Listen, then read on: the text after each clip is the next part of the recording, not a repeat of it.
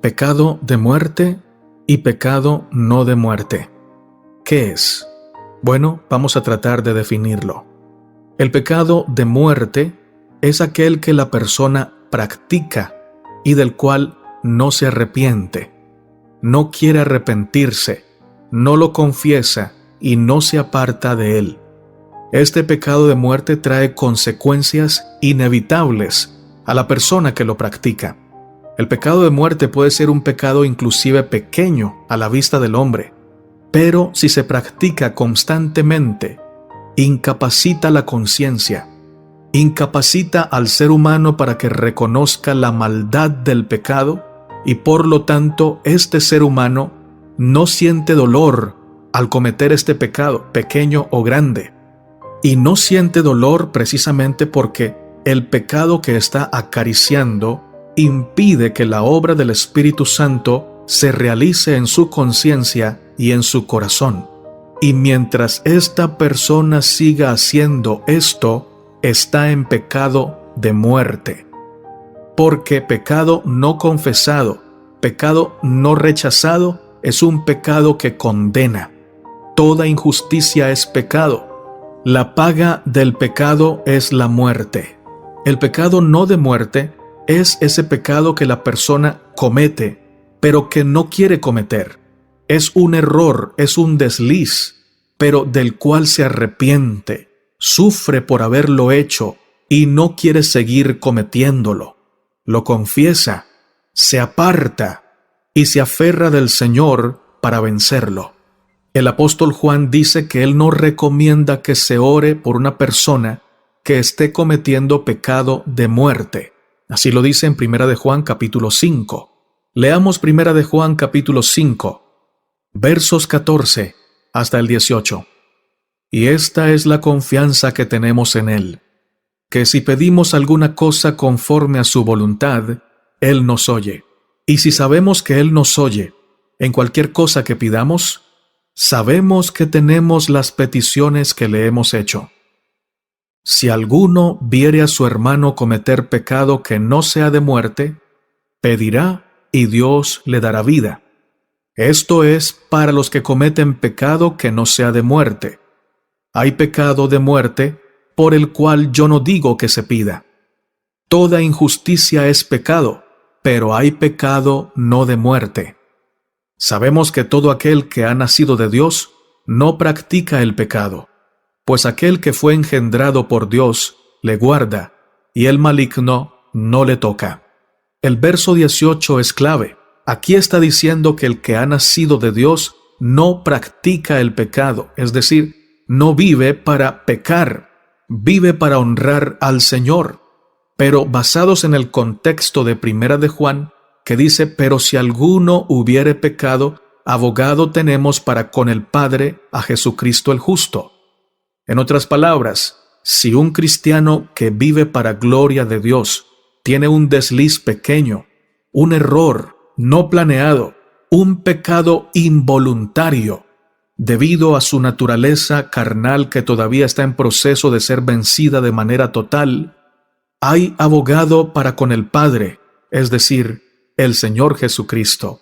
Él aboga por nosotros.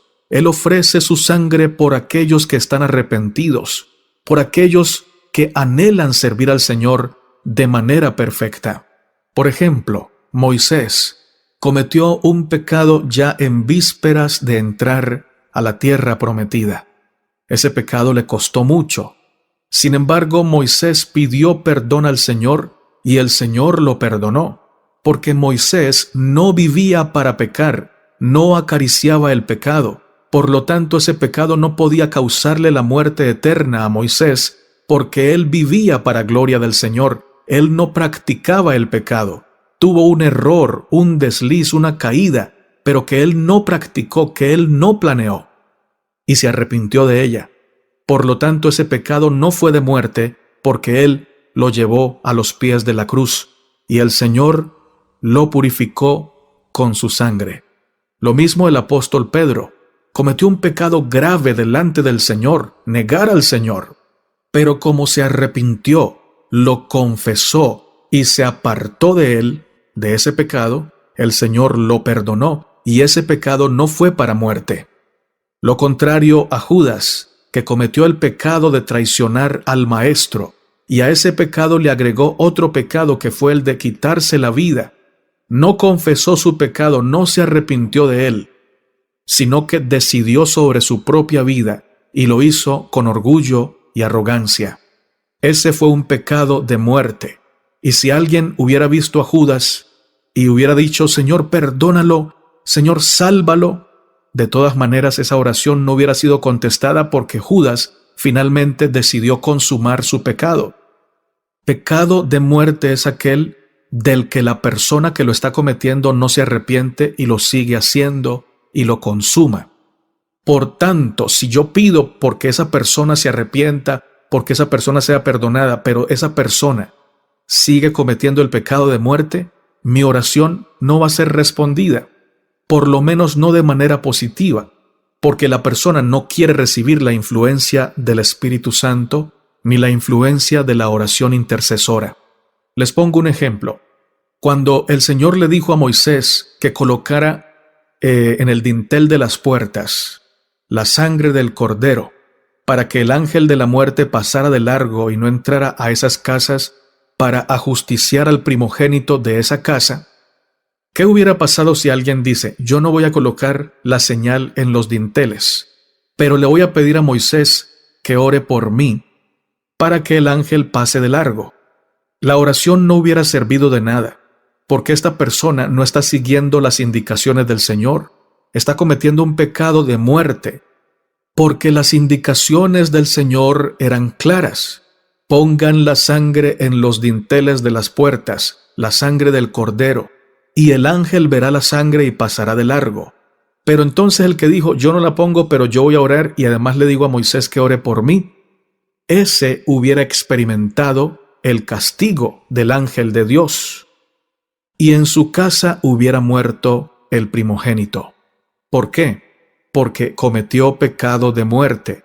Sabiendo lo que debía hacer, no lo hizo, y además no se arrepintió. Y en este caso, la oración intercesora por esta persona no valdría nada, porque la persona no está cumpliendo con lo que debe cumplir, con las condiciones del Señor. Aquí el apóstol Juan nos aconseja a orar por aquellas personas que necesitan salvación. En 1 de Juan 5, 14 al 18. Pero afirma que él no recomienda orar por las personas que están cometiendo pecado que sea de muerte. Esto lo podemos entender así. El contexto en el que Juan habla se refiere a que cuando oramos a Dios bajo su voluntad y parámetros, Él nos oye y responde nuestras oraciones. Siempre que pedimos a Dios que salve al pecador, Él oye y trabaja en favor de la salvación de esa alma. Pero cuando se trata de un pecador que sabe cuál es la voluntad de Dios, que conoce su amor, conoce su verdad, y a sabiendas peca y se goza en su pecado, Juan nos dice que ese pecado no puede ser perdonado. Y por eso Juan dice, hay pecado de muerte por el cual yo no digo que se pida. Notemos el cuidado que tiene al decir esto. Él no habla de manera radical. Da inclusive en esta forma de expresarse la posibilidad de que si alguien quiere orar por ello, lo puede hacer. Pero no hay ninguna garantía de que una oración así sea contestada de manera positiva, puesto que la persona se ha cerrado a toda influencia. Sin embargo, como en la mayoría de los casos, nosotros no podemos medir quién está cometiendo pecado de muerte y quién no, podemos orar con humildad, pedir al Señor que despierte conciencias, que sane heridas y que si es preciso, administre disciplina, pero que por su gracia salve a esa persona. Juan afirma que él no recomienda que se ore por una persona que está cometiendo pecado de muerte, una persona que no quiere confesar, una persona rebelde y contumaz. En este caso él sabe que hay pecado imperdonable y que es precisamente aquel pecado que la persona no quiere dejar, no se quiere arrepentir y por ello no pide perdón, sino que más bien se sigue gozando en el pecado, lo planifica y lo ejecuta, y lo hace con mano alzada, con dura cerviz, con terquedad en su corazón. Finalizo este video corto con lo que dice el comentario bíblico sobre este pasaje. Literalmente hay pecado para muerte, puesto que Juan no define un pecado específico cuyo inevitable resultado es la muerte. Es probable que se refiera a una clase de pecado que sin duda produce muerte. Si hubiera conocido un pecado específico que pudiera dejar a una persona sin esperanza de salvación, es de esperarse que lo hubiera identificado para que todos estuvieran advertidos, para no caer en una condenación irrevocable. Aunque es cierto que todo pecado, si se persiste en él, lleva a la muerte, Ezequiel 18:4, Ezequiel 18:24, Santiago 1:15, hay diferencia en el grado en que cualquier pecado particular puede acercar a una persona a la muerte. Los pecados cometidos por los que realmente anhelan servir a Dios, pero cuya voluntad es débil y sus hábitos son poderosos, son muy diferentes a los pecados que se cometen a sabiendas, desafiando atrevida y voluntariamente a Dios. La actitud y el motivo determinan más la diferencia que el pecado mismo. En este sentido hay diferencias de pecado a pecado. Un error leve, del que rápidamente uno se arrepiente y es perdonado, no es un pecado para muerte.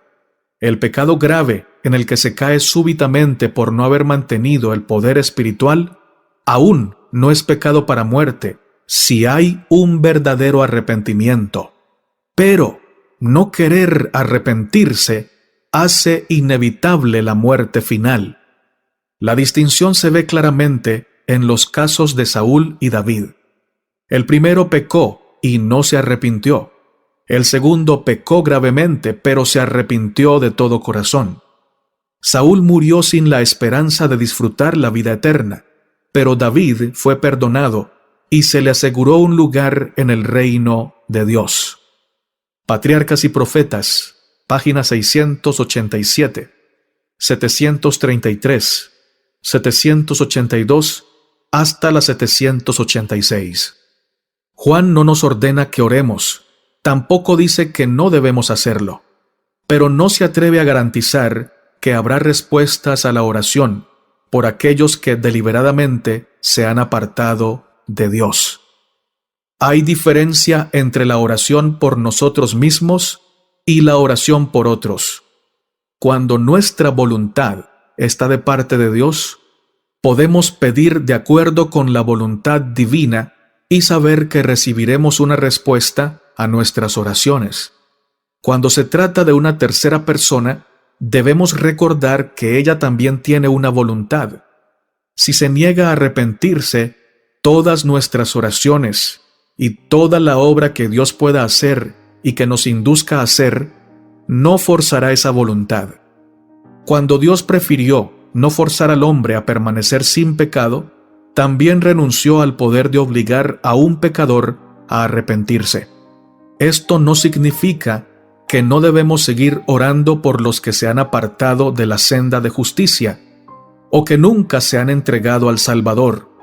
No significa que no habrá muchas conversiones notables como resultado de las oraciones frecuentes y fervientes por los fieles. Lo que Juan está señalando es que es inútil orar pidiendo perdón por un pecador que se niega a arrepentirse de su pecado. Pero mientras la persona tenga vida, debemos continuar orando, pues no podemos saber con certeza cuándo una persona se ha alejado definitivamente de Dios. Bueno, mis hermanos y mis hermanas, esperamos que esta respuesta sea de bendición y que brinde herramientas para que ustedes sigan profundizando y ahondando en este estudio. No pretendemos que esta sea la mejor respuesta, la más profunda ni la más completa. Reconocemos que este es un tema que tiene mucha tela por cortar, que es bastante profundo y complejo, pero también reconocemos que el Espíritu Santo da luz a los que quieren recibir luz de su palabra para ponerla en práctica. Que Dios nos bendiga, que Dios nos ayude, que Dios nos guíe por la senda de la justicia.